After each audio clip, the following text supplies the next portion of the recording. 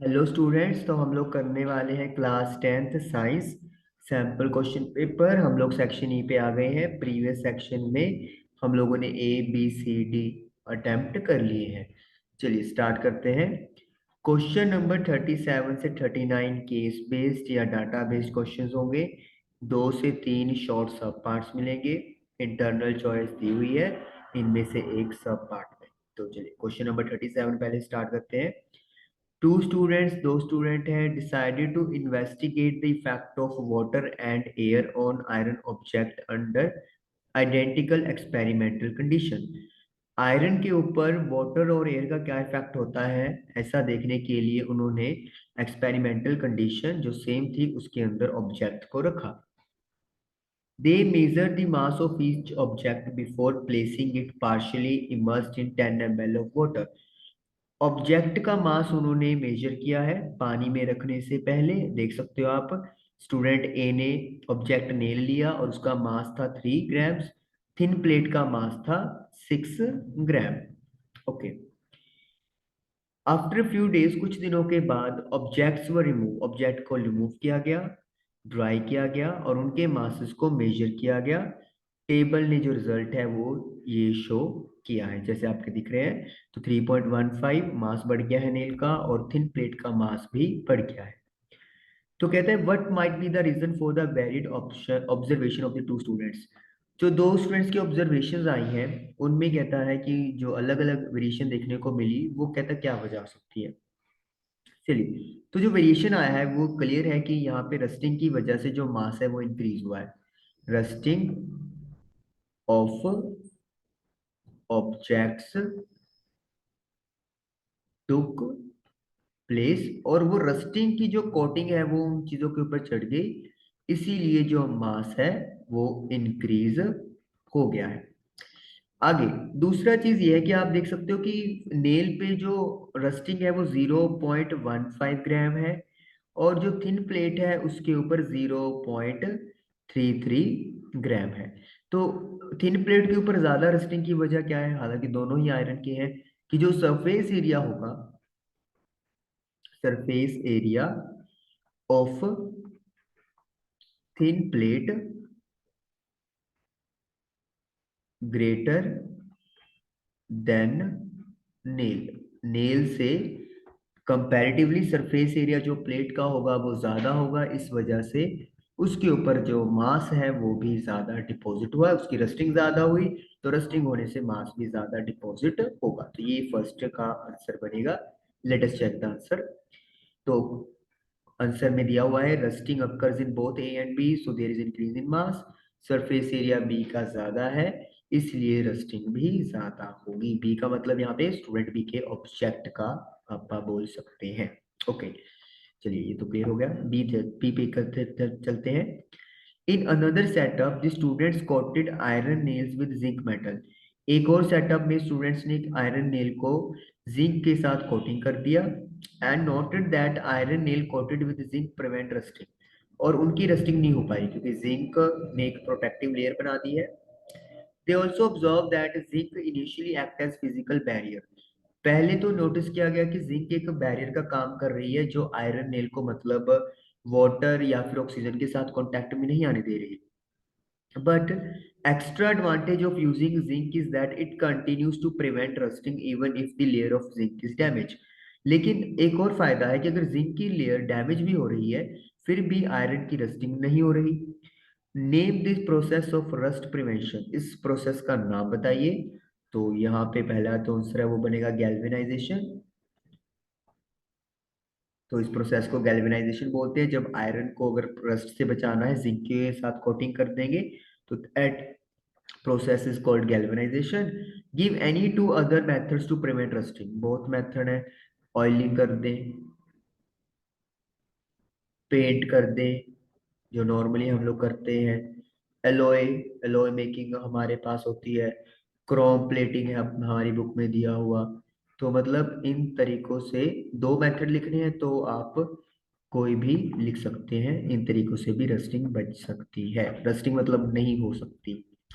तो ये हमारा आंसर डन हो गया। Let us match the answer. तो गैल्वेनाइजेशन सही है, oiling, greasing, painting, alloy, Chrome plating, कोई भी दो लिख सकते हैं हम लोग। तो ये आंसर हमारा बिल्कुल ओके है। तो जैसे उन्होंने बोला था कि सब पार्ट में चॉइस मिलेगी, तो सब पार्ट में चॉइस हमारे सामने है। तो चॉइस है सब पार्ट की, in which of the following application of iron rusting will occur most. तो कुछ एप्लीकेशन दी हुई है, तो बताना है कि रस्टिंग किसमें सबसे ज्यादा होगी।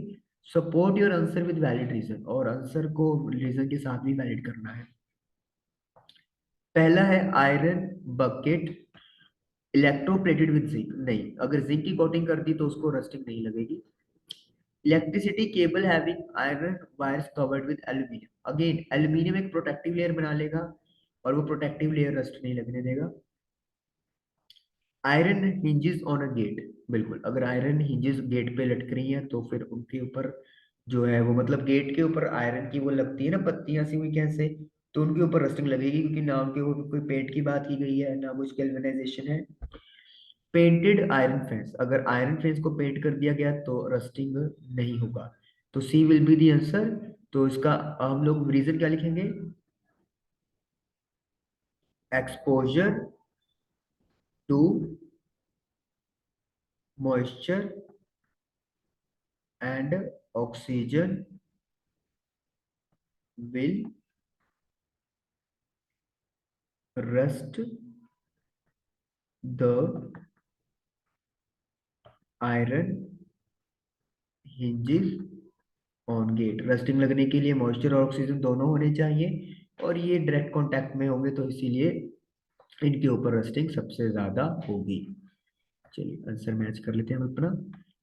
Iron is in contact with both atmospheric oxygen and moisture in water vapour, तो बिल्कुल सही आंसर है हमारा। तो ये हमारा डन हो गया। नेक्स्ट 38 क्वेश्चन करने वाले हैं। 38 क्वेश्चन है, Pooja has green eyes, Pooja की ग्रीन आईज है, while her parents and brother have black eyes, parents और ब्रदर की आईज ब्लैक है। Pooja husband Ravi has black eyes, Pooja के हस्बैंड रवि की आईज ब्लैक है। while his मदर, मतलब रवि की mother, has green eyes, mother की आईज ग्रीन है, and father has black eyes, और फादर की ब्लैक आईज है। ओके, तो काफी सारे यहाँ पे कंटेंट है। पहले अपन बनाते हैं पेरेंट्स पूजा के। तो पूजा के पेरेंट्स की आईज जो है वो ब्लैक है, और जो ब्रदर है पूजा का, उसकी आईज भी ब्लैक है, लेकिन जो खुद पूजा है उसकी आईज ग्रीन है। ओके, जबकि रवि, हस्बैंड की बात करेंगे, यहाँ पे हस्बैंड की बात कर रहे हैं हम लोग। इसको मैं थोड़ा अंडरलाइन करता हूँ, ये पेरेंट्स ऑफ पूजा, ये ब्रदर, ये पूजा की बात हो गई। रवि हस्बैंड ऑफ पूजा, तो रवि की जो आईज है वो ब्लैक है, लेकिन रवि की जो मदर है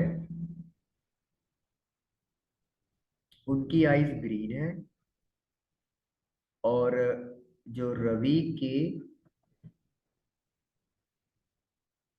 फादर हैं उनकी आईज ब्लैक है। चलिए, अब हमसे पूछा क्या हुआ है, अब वो हम लोग चलते हैं। ये रवि की बात हो गई। On the basis of above information, अगर आपको ऊपर वाली इंफॉर्मेशन को देखे, is the green colour, green eye colour a dominant और रिसेसिव ट्रेट, जो ग्रीन कलर है क्या वो डोमिनेट ट्रेट है या फिर रिसेसिव ट्रेट है। जस्टिफाई योर आंसर, अपना आंसर जस्टिफाई करें। चलिए देखिए, अगर हम लोग बात करें पूजा के पेरेंट्स की, तो पूजा के दोनों पेरेंट्स की आईज ब्लैक है, तो इनके बारे में कोई इंफॉर्मेशन नहीं है कि मदर की आईज का कलर मतलब ब्लैक तो है, लेकिन ब्लैक डोमिनेट है, रिसेसिव है, नहीं हम लोग यहाँ से कह सकते।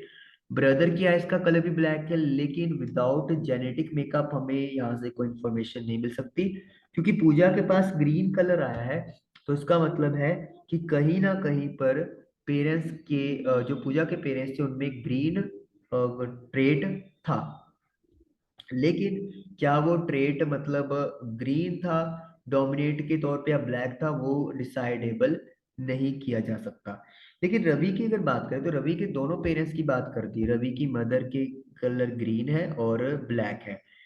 अगर हम लोग यहाँ पर ग्रीन कलर को डोमिनेट माने और ग्रीन को लेट मी से अपन कैपिटल जी लिख लेते हैं, और ब्लैक को अपन मान लेते हैं रिसेसिव, छोटा जी सपोज कर लो, तो फिर रवि की जो आई का कलर है वो कभी भी ब्लैक हो ही नहीं सकता था, क्योंकि अगर एक भी जी कैपिटल आ गया तो फिर जो कलर है वो रवि की आई का क्या हो जाएगा, ग्रीन हो जाएगा। और हमने क्या मान रहे हैं, ये ग्रीन एक डोमिनेट है। लेकिन अगर मैं यहाँ पे कैपिटल जी और स्मॉल जी टेक ओवर करके यहाँ पे कैपिटल जी को डोमिनेट कर देता हूँ, तो फिर मुझे क्या मिलेगा, green, green, black and black. तो यानी कि इस केस में जो कलर है वो हमारे पास ब्लैक आ सकता है। लेकिन अगर हम लोग यहाँ पर इस केस को स्टडी आउट करें ध्यान से, तो जो रवि की आई का कलर है वो यहाँ पर हमारे सामने क्या आ सकता है कि वो ग्रीन और मतलब ब्लैक दोनों पॉसिबिलिटीज में जा सकता है। तो यानी कि यहाँ से तो हम लोग कह नहीं सकते कि जो ग्रीन है वो डोमिनेट है, रिसेसिव है। लेकिन अगर हम लोग इस इंफॉर्मेशन को कंबाइन करें पूजा वाले सिस्टम के साथ, जिसमें पेरेंट्स की आई का कलर ब्लैक है, और देखिए ब्लैक कलर तभी आएगा अगर वो प्योरली यहाँ पर रिसेसिव हम उसको मान रहे हैं, तो यानी कि दोनों ही फादर मदर में स्मॉल जी होना चाहिए, तभी तो वो उसके ऊपर मतलब उनका आई ब्लैक बनेगा। लेकिन फिर पूजा का कलर कभी भी ग्रीन जा ही नहीं सकता था। तो इसका मतलब ये हो गया कि अगर ग्रीन यहाँ पर किसी ना किसी स्टेज पे अपीयर हो रहा है, तो फिर उसका सिर्फ एक ही पर्पज हो सकता, उसका सिर्फ एक ही रीजन हो सकता है कि जो कलर ग्रीन है वो यहाँ पर क्या है, रिसेसिव ट्रेट है। तो जो रिसेसिव ट्रेट है वो कौन है, ग्रीन है। उसके बाद नेक्स्ट वन देखिए, What is the possible genetic makeup of Pooja's brother's eye color? पूजा के ब्रदर का आई कलर का मेकअप क्या हो सकता है?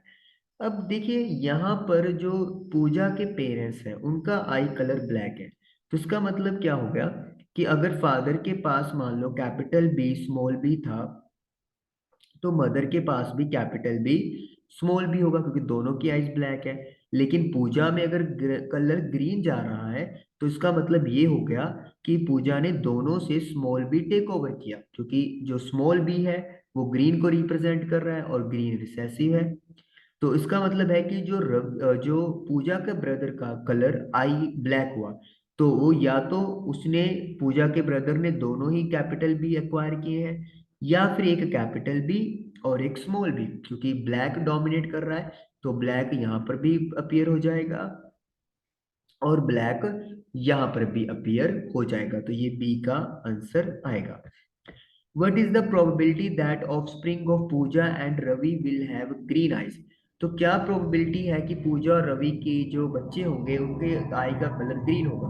अब देखिए पूजा की आई का कलर ग्रीन हुआ तो यानी कि उसके पास दोनों जी छोटे होंगे। जो रवि है उसके पास ब्लैक आईज है, तो रवि का जेनेटिक मेकअप क्या होगा? रवि की मदर का आई कलर ग्रीन है, तो मतलब दोनों जी मदर के छोटे जी होंगे। फादर के पास ब्लैक है, तो इसका मतलब क्या हो गया, और मैं जी बी से ओके, मैं जी से कंफ्यूज कर रहा हूँ आप लोगों को। Okay okay okay, let me correct it.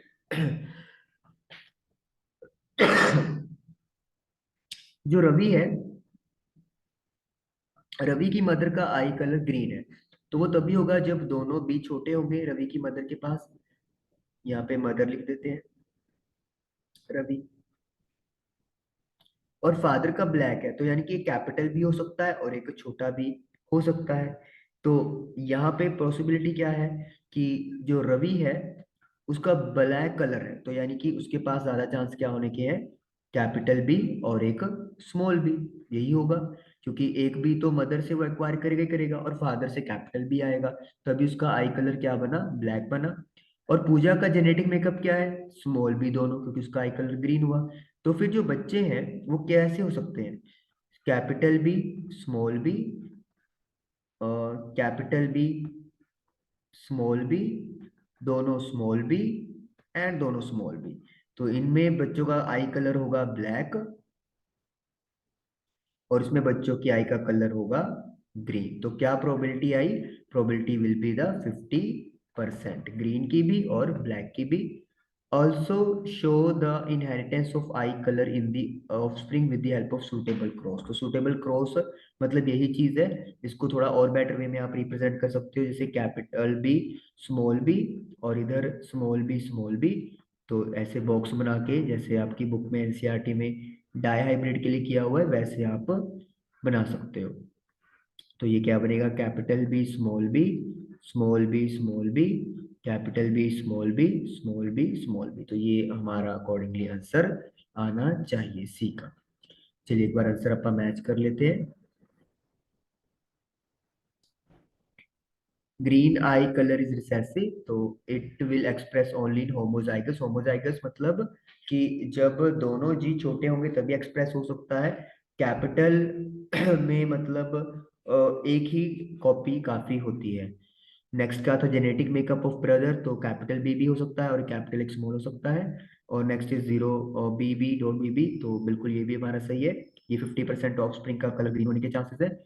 B B cross B B, ये आपका जेनेटिक मेकअप था पूजा का और ये था रवि का। तो इनकी क्रॉसिंग करवा के 50% बच्चों के चांसेस हैं कि वो क्या होंगे, ग्रीन कलर के होंगे। ओके, चलिए इसको क्लियर करते हैं। Next one, 50% of the offspring of Pooja brother are green eye. Pooja के ब्रदर के जो बच्चे हैं वो 50% ग्रीन आई थे। तो कहता है कि क्रॉस बना के बताओ ये कैसा पॉसिबल हो गया। ओके, पूजा के पेरेंट्स का जो कलर था वो दोनों ही ब्लैक था, तो इसका मतलब है कि जो पूजा के ब्रदर का मेकअप है वो कैपिटल बी भी हो सकता है और एक कैपिटल बी, स्मॉल बी भी हो सकता है। तो अगर 50% ऑफस्प्रिंग पूजा के ब्रदर के ग्रीन आई हुए, तो इसका मतलब क्या हो गया कि जो पूजा के ब्रदर का जेनेटिक मेकअप है वो कैपिटल बी, स्मॉल बी ही होना पड़ेगा, क्योंकि यहाँ पे तो हमेशा कैपिटल बी की कॉपी जाएगी और वो कलर ब्लैक कर देगा।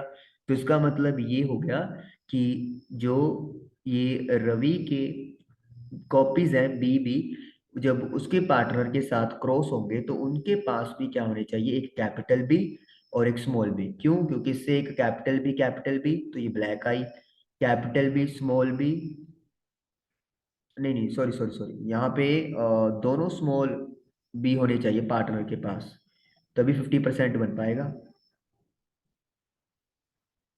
ऐसे मतलब हम लोग जेनेटिक मेकअप बना के, अगर दोनों बी बी होंगे, मतलब वाइफ के पास दोनों ही बी स्मॉल होने चाहिए।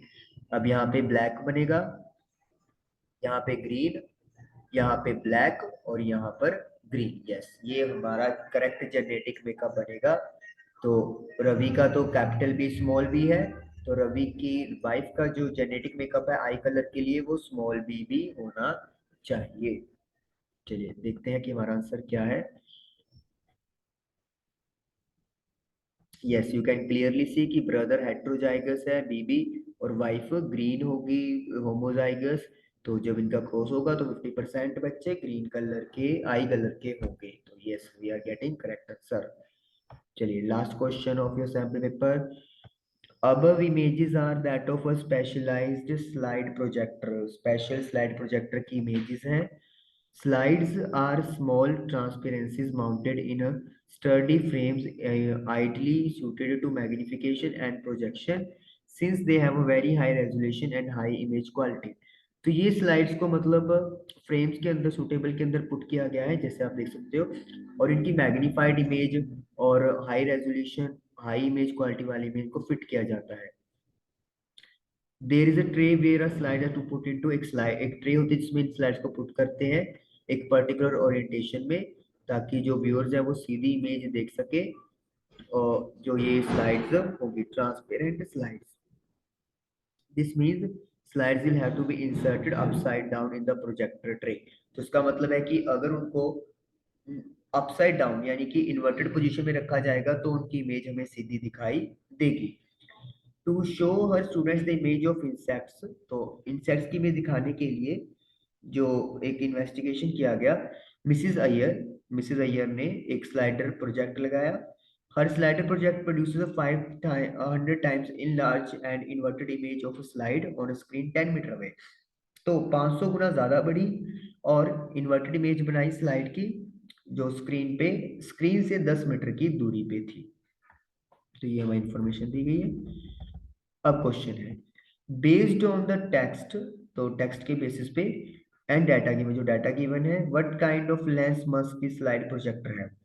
देखिए मैग्नीफाइड इमेज बना रहा है तो आपको पता है कनकेव और कन्वेक्स में से सिर्फ एक ही है जो ये काम कर सकता है, that is convex.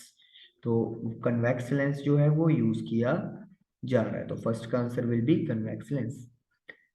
Second, V is the symbol used for image distance, U for object distance. Then with one reason, state what will be the sign of V upon U in the given case. तो V जो symbol है वो distance image के लिए, जैसे आपको पता है U ऑब्जेक्ट के डिस्टेंस के लिए होता है।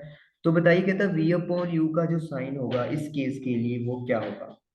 तो V अपॉन U क्या होता है, मैग्निफिकेशन। और अगर हमारे पास जो इमेजेस है वो जैसे कि आपको यहाँ पे दिखा रखी है उन्होंने, इन्वर्टेड इमेज बना रहा है वो, तो इन्वर्टेड इमेज का मतलब क्या हो गया है, आपका जो m है वो हमेशा क्या होगा, negative. As real and inverted images are image is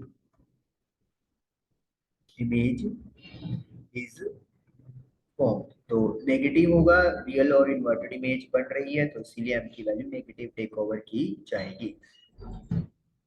C. Slide projector has a convex lens with focal length of 20 centimeter. Convex lens की focal length दी हुई है 20 centimeter. Slide is placed upside down 21 centimeter from the lens. तो कितनी दूर रखा हुआ lens से, 21 centimetre. तो इसका मतलब है ये u हो गया है आपका ऑब्जेक्ट का डिस्टेंस, u हमेशा नेगेटिव होता है। How far away should the screen be place, screen कितनी दूर रखें स्लाइड प्रोजेक्टर से ताकि स्लाइड फोकस में रहे, तो यानी कि we have to find v। As you know lens formula 1/v minus 1/u is equal to 1/f। v you don't know, u है माइनस का 21, f is 20, minus minus plus होता है, 1/21 उधर जाएगा तो नेगेटिव हो जाएगा। एलसीएम लेंगे तो 420 एलसीएम आ जाएगा, तो 21 माइनस 20, तो 1/v इज इक्वल टू 1/420। तो v जो है वो 420 हमारे पास आंसर आ गया। चेक कर लेते हैं एक बार आंसर यहाँ पे, ए बी और सी तीनों का चेक कर लेते हैं। 39 का answer convex lens, negative image is real and inverted and B की value 1। Yes we are getting correct answer, बिल्कुल सही आंसर है हमारा। ओके उसके बाद क्लियर करते हैं यहाँ पे।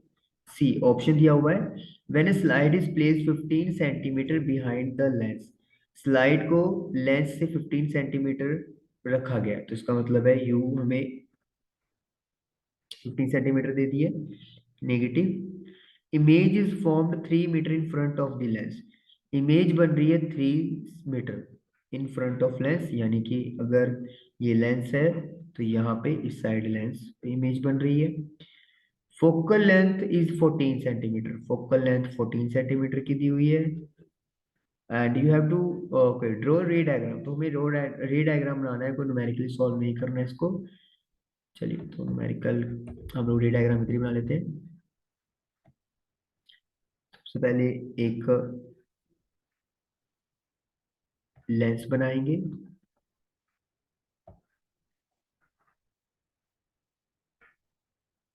ये प्रिंसिपल एक्सिस, ये ऑप्टिकल सेंटर,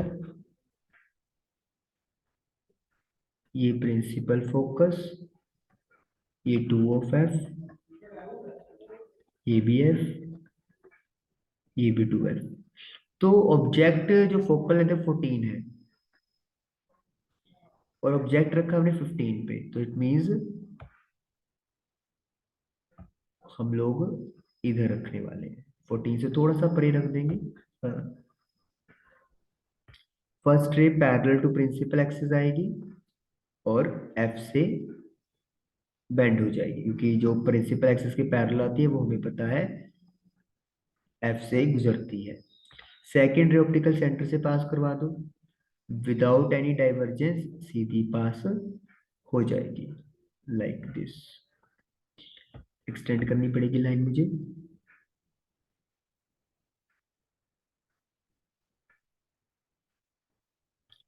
बेसिकली ये लाइंस आपस में मिलेंगी। थोड़ा सा मेरा डायग्राम यहाँ पे गलत हो गया, थोड़ा एफ को जो है वो मैं शिफ्ट कर देता हूँ। स्केलिंग से करेंगे तो बच्चे प्रॉपरली हो जाएगी आपकी। तो मुझे मैनुअली थोड़ा शिफ्ट करूंगा मैं यहाँ पे।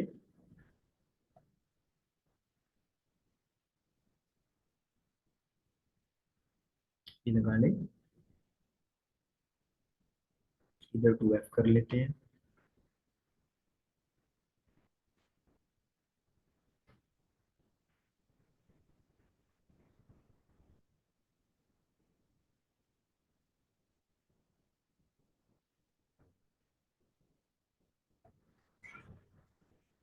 तो 2 एफ, तो जो इमेज है वो बनेगी बियॉन्ड 2 एफ।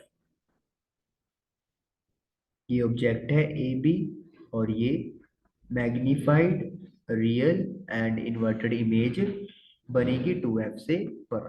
तो ये हम लोगों को मतलब डायग्राम बना के शो करना है, स्केलिंग की जरूरत नहीं है, उन्होंने खुद हमें बोल दिया है।